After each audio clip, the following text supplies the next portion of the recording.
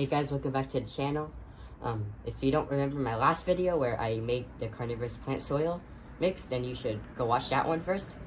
But if not, then I'm glad you're here, because today I'm going to be making a Carnivorous plant bog pot, which is something I've been wanting to do all the time. I've been growing these plants and I just never been able to have the soil to do it, because before I always just used to, buy those cheap pre-made Amazon mixes. You can do that if you want. As you can see, in the last video I did make some buckets of soil. I didn't make an extra bucket of soil since that video, because I know that's not, one bucket's not going to be enough for this big pot, as you can see here. Also, as you can see, all of my plants I'm going to be using in this video, including the Death Cube plants that I unboxed in the short I made yesterday that you should go check out. My soil mix, this is the Amazon soil that I used to use. It works okay, but definitely not the best stuff out there. But there's still a little bit of it in here, and I'm just gonna use it up for the bottom filler of the pot, and then I'll start using my own soil mix. But also use this bag to store my leftover soil mix too. So I always like to keep these bags because they're good for storing my soil mix that I make. Whether it's for house plants or vegetables or carnivorous plants, anything. So first I'm just gonna grab the plants out. As you can see, here are the Death Cube plants that I unboxed yesterday. Yeah, these ones are actually a lot bigger than most Death Cube plants that you find.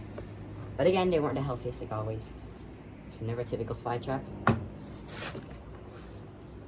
Purpurea, and also Sundew that I'm going to be including in this.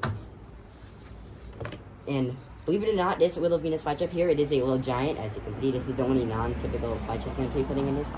Got it from Flytrap store. And also, as you can see, it's actually like below the soil line.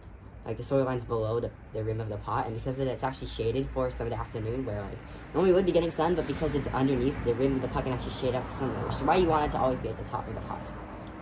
This is gonna be how this guy. Hope I can spark some life into him. So let's get started. Like I said, I'm first gonna start by just using this leftover Amazon soil I have.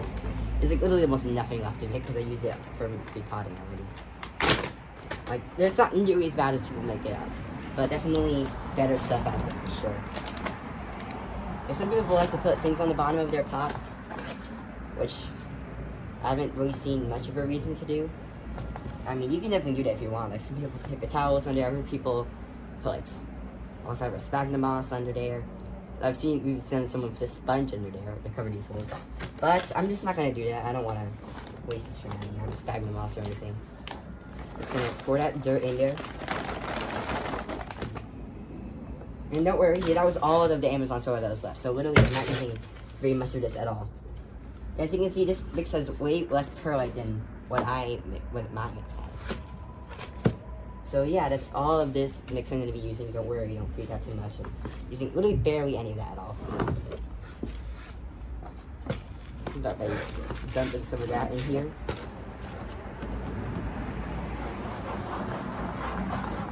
Next, you want to fill it to the very top. But next, you can see there's some unmixed peat moss in there, which I will mix up a little bit after I dump into this pot. As you can see, again, there is some unmixed peat moss in there, which I'll try to just mix up. Because if you're using a deep bucket like that, it's hard to get the peat moss at the very bottom to mix well with the perlite. Yeah, a lot of people say not to pack these down like at all, because they're going to get too compressed and the roots won't grow. I disagree. Like, you can pack these down pretty good, because if you don't pack it down, it's going to end up like this, where it's below the soil line. Because when I potted that little giant, I did not pack it down at all, so it just sunk down, which you do not want, because eventually it could just end up like at this if you don't pack it down.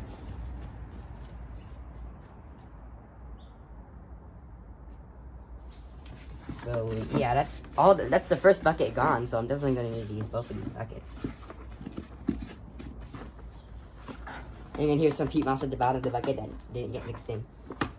Like, when you're making soil in a deep bucket like this, it's really hard to get the bottom peat moss to mix in with the perlite, so I'm probably going to have to mix it up a little bit more afterward. Because you don't recommend using pure peat moss.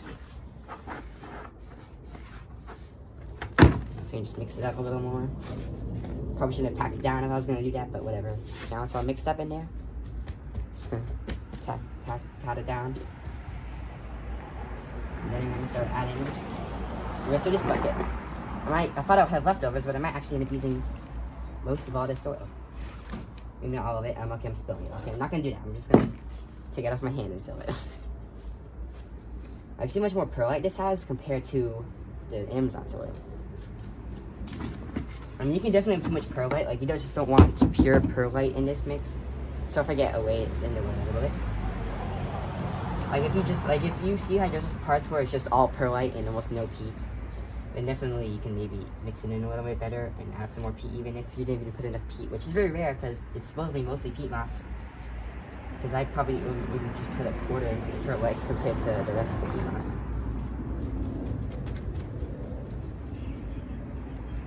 Okay, I'm gonna add in some soil. You can also try to order the peat moss on Amazon. If you're gonna do that, I recommend the Premier brand. So search up Premier. Because if you just search up peat moss, it's not gonna show you. They're gonna show you things that are filled with nutrients. Again, just mixing that peat moss. I did again, it mixed in very well. And again, the reason why you want to have so much soil because you're gonna want to pack it down like this, or else it's really just gonna sink down like that. And especially for a bog pot, you do not want that. Like, this is a rectangular one, so that's your typical bog pot. But I've been wanting to use this planter for something for a while. I used to have vegetable plants in it, but they're just roots. They just did not have enough rooting space. So, because carnivorous plants don't actually have that many roots. At least Venus flytraps don't. Sericina have a little bit more roots. And I'm only using one per burilla, so it shouldn't get too crowded. Like, you want it to be pretty tight. You do not want it to be very light. Like, I mean, it's fine if you leave it light, but like, not the most recommended. So as you can see, this soil on the top is just a lot of peat moss actually, which is fine. I mean, the very top can be just peat moss if you want to. Like the bottom, just make sure most of it is a lot of good perlite in it. I'm just gonna save a little bit in there in case I need to backfill around the plants when I pot them, but I should be high enough. When you are doing this, make sure unless you're using gloves, of course I'm stupid and don't use gloves. But if you're not using gloves like me, then just have some paper towels or even just have a rag or even some paper towels nearby just to wipe off your hands. Because you don't want to spread dirt on all the plants. Because I don't like the way my plants look with dirt on it. So I'm gonna start out with the Def Cube ones. So here's the Def Cube one. These ones are actually pretty big. Like I think this is around the biggest trap. It's kind of closed right now, but like that's a pretty big trap compared to my finger. Also some really good red color in this one. So yeah, I scored over this one for sure. I get this for $7. This is a treat for $7. It's just a typical, but I mean typicals normally aren't this big and with this much red, especially from my big box store. Like a lot of the other ones are just completely dead and brown. Like go check out the short video I made. It's under shorts obviously, but it's 35 seconds. Won't take up too much of your time, but just be unboxing these guys if you want to have a little bit more background on them. But when you buy Def Cube Venus flytraps, you want to repot them almost immediately. So you don't want to wait too long. Like you can wait like a week, but not more than a week. Yeah, when you are trying to unpot these, just squeeze the sides a little bit. I will go over a little bit of care tips for you guys, but I'm not going to go in-depth care, so yeah, maybe go look on some other channels if you want to see more in-depth care. But I'm just here to show you how to repot and make a bog and stuff. Just shut it. If you trigger a lot of the traps doing this, it don't matter. It will reopen. It's very hard not to. Okay, this one's kind of this one is really resistant to coming out of its pot. Man, I'm trying to save you. Now just be patient with your step. Like this step, you don't want to actually destroy the whole plant by being too rough down here. But there we go, we got it out. Yeah, this mix is not very good. It is peat moss, definitely not the highest quality peat moss, and also it is no perlite, which you do not want pure peat moss. So you just be gentle when you're doing this. But with peat moss, it's gonna be a lot easier. Like if you just peel away at it.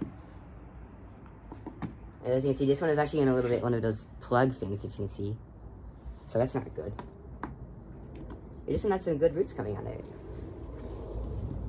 Okay, maybe not a whole lot of roots. Yeah, you do not want this paper thing around it. That's, I'm not sure why they do that. Like, especially if the roots grow into this thing, it's going to be so hard to remove without breaking the roots, so I don't like that. I'm going to remove as much of this soil, old soil, as possible. As you can see, this one, the roots, I mean, you can't see it, but I mean, the roots did grow into this a little, which is going to be make it very difficult to remove. Just be gentle, take your time on this step, like, I might even just rip it to, like, get rid of it. That's what I'm probably going to do. Because it is just paper, so I can just rip it and get rid of it that way. I might rip some roots there, but that's okay.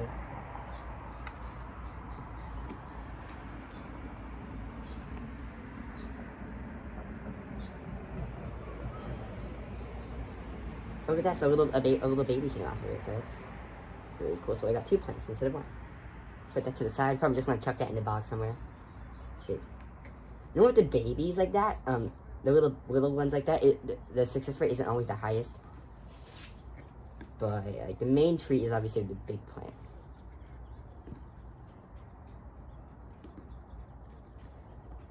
Like a lot of people like to put this in, dip this in water and just go on all out, rinse it off all. I don't necessarily see a reason to do that.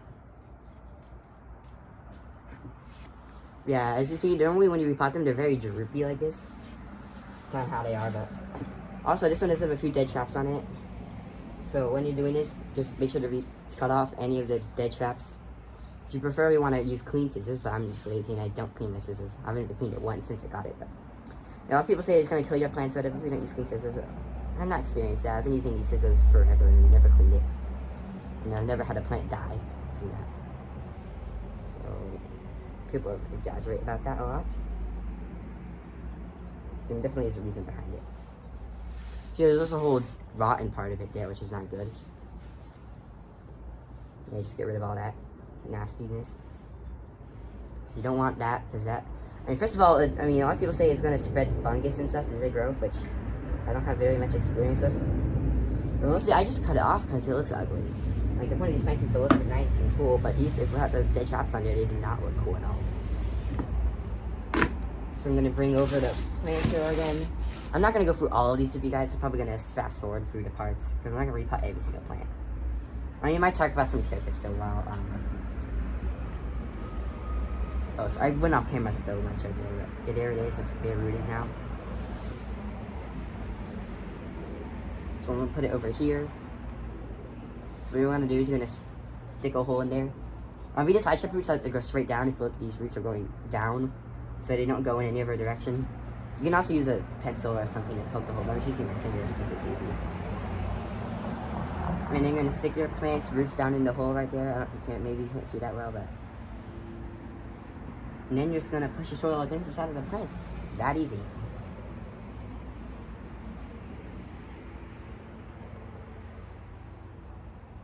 And you don't have to press too hard on the rhizome, just... Shoot, I also forgot to show you the rhizome on that one. Like, how it works and stuff. Okay, I'm going to do that for the next one. Okay, there we go. First one's repotted in there. I'm going to grab the second one. This is the second death cube one. As you can see, this one has a lot more dead traps on it. This one also is a little bit more light started. Like, this is very light started edge. I guess I'll talk about now is that these guys want full sun. You cannot get away without giving your flytrap at least 6 hours of direct sunlight a day. You can also grow them underneath grow lights if you have a strong grow light, but I just recommend growing them outside if that's the easiest. Like, if you live in an area that's a lot colder and if you want to expand your growing season maybe, then you can do the thing where you put them inside for just a month under grow light before dormancy time. Okay, there we go. That one was a lot easier. If you want to get rid of all this old soil, you do not want any of that soil.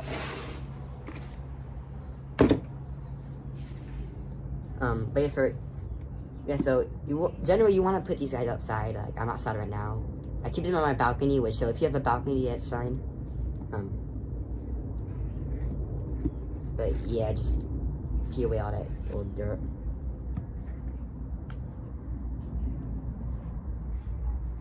As you can see, never a little baby came off. I don't know if that one's gonna survive because it has almost no roots. But I'll try to give this guy, I'll try to give him a home, but I think, to be honest, don't have high hopes for that one.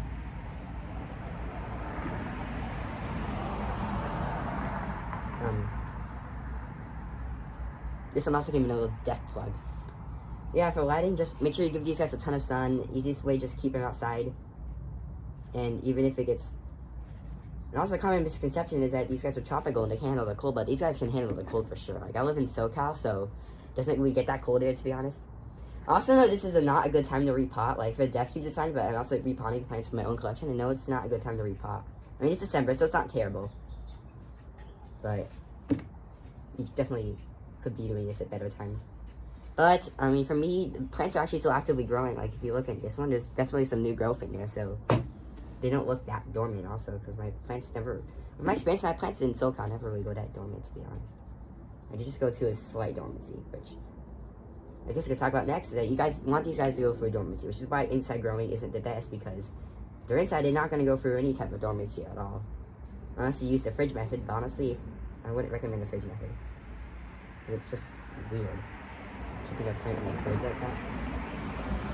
A little baby. Don't know if that'll make it. Oh god, in an hour. These little babies, they're so delicate and almost no roots. So don't know if they'll make it, but... Alright, back to dormancy. They want to go for a dormant period. Because that'll just help expand their lifespan a little bit more. Rather than without dormancy, because it helps them store more energy. Because it's their natural cycle, you want them to go for dormancy. But yeah, just print off any dead growth on here. Not gonna get in super depth care right here, but... And like I said in my last video, make sure you're only using distilled water, purified water. Even if you have a... And don't use anything like a Brita system. Like a Brita filter thing, that wouldn't work. Again, I'll leave the link to my zero water filter that I use to filter my water for these guys, but...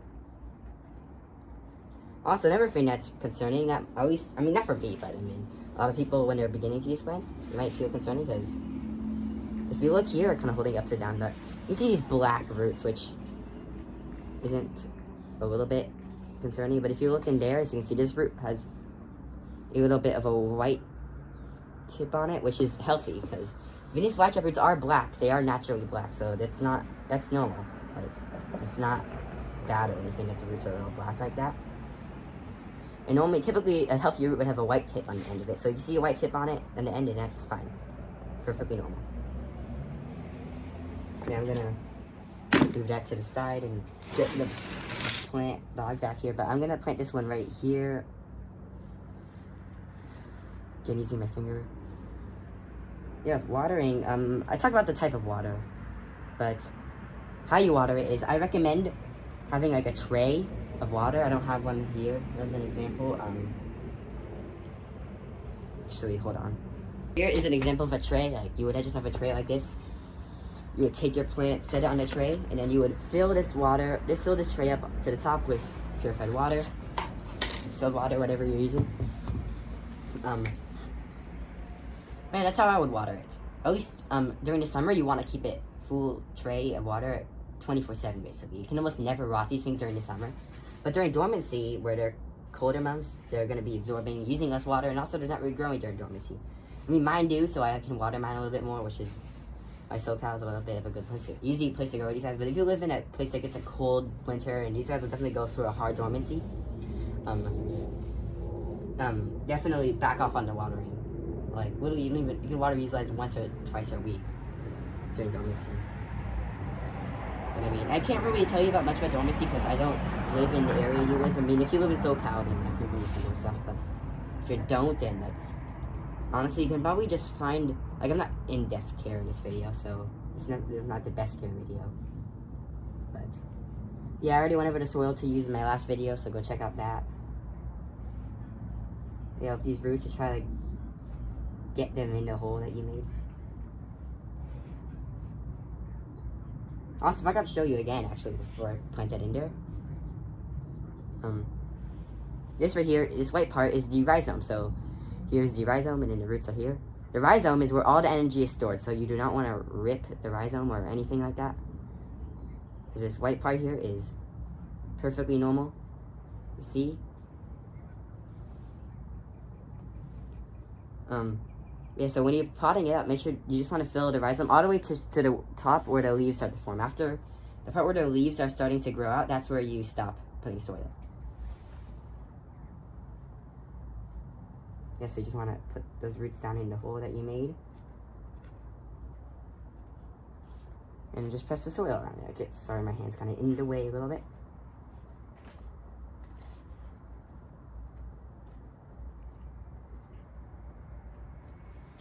So that one's all potted up now. So if you can see in there, the soil's right up to where the leaves start to form, and then the whole rhizome has to be under the ground.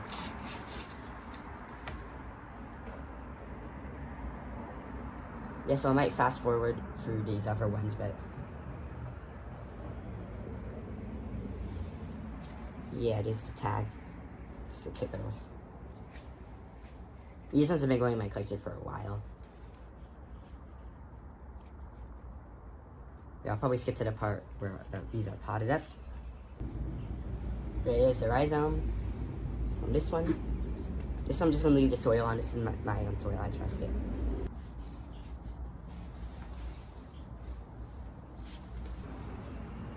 Got this one out. It's all potted up. This is coming out pretty good. I like it.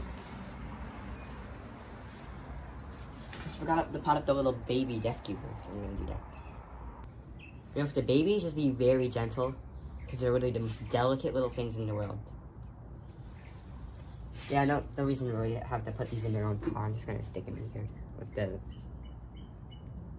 rest of them. And if these don't make it, it's fine, honestly, because I don't really need more typical Flytraps like this. I mean, they said I'm probably gonna buy like another like 2 death cubes the next time I go to Home Depot. Their little babies potted up right there.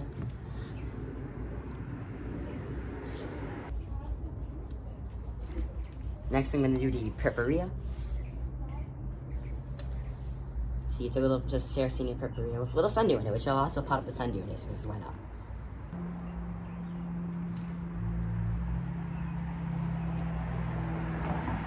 Here's the sundew. I'm gonna pot this one up in the bog too, just because why not? Here we got this one. I'm gonna leave that soil on there. Do the sundew next. This one actually has a really long root. The sundews in the Sarracenia have a little, basically the same care as the Venus Flytraps. So all this care I'm talking about is going to be the same, except the sundews can actually be grown indoors under a windowsill a lot better than Venus Flytraps for whatever reason. And lastly, we have the low giant. Gonna have a little bit of variety here other than just typicals, so I want to include this in here. Honestly, I'm just gonna leave him in that clump of soil. He looks good in there.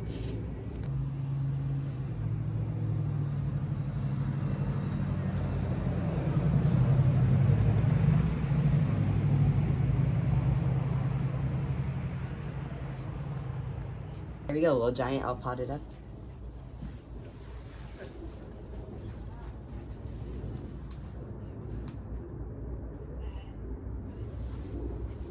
Yeah, guys, so that's pretty much the bog done. I'm gonna put the tag in, make sure I don't forget that there is a little giant right there. But there we go, guys. The bog is pretty much done. But the last step would be to actually water these guys in, so.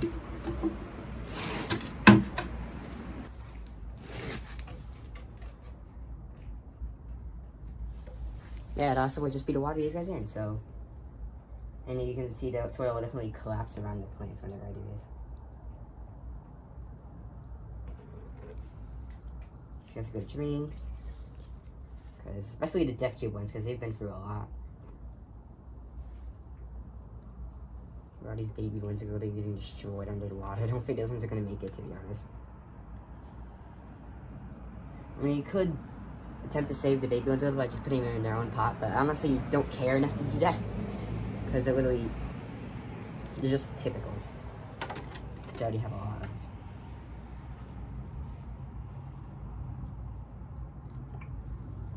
So it's pretty much all of them watered in like in there.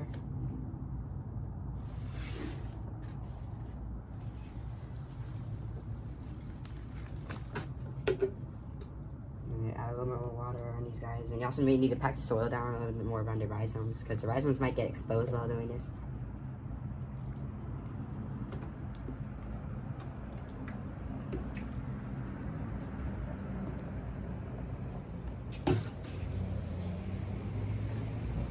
So yeah, guys, that's the bog. I'm gonna now, all watered in, I'm gonna take you guys off the tripod and then get you guys a better look at the plants.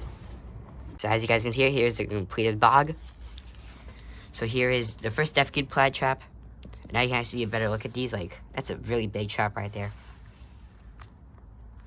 It's the other Def Cube Flytrap. These ones look pretty good. Pretty dang good. Try to move the traps away from each other. Look at that. Right, these ones look pretty dang good, I would say, for being a Def Cube. Here's the little baby. If I have a little more confidence in this baby than these ones look sad. I'm able to grow. Here's the other typicals. And here's that little purpurea.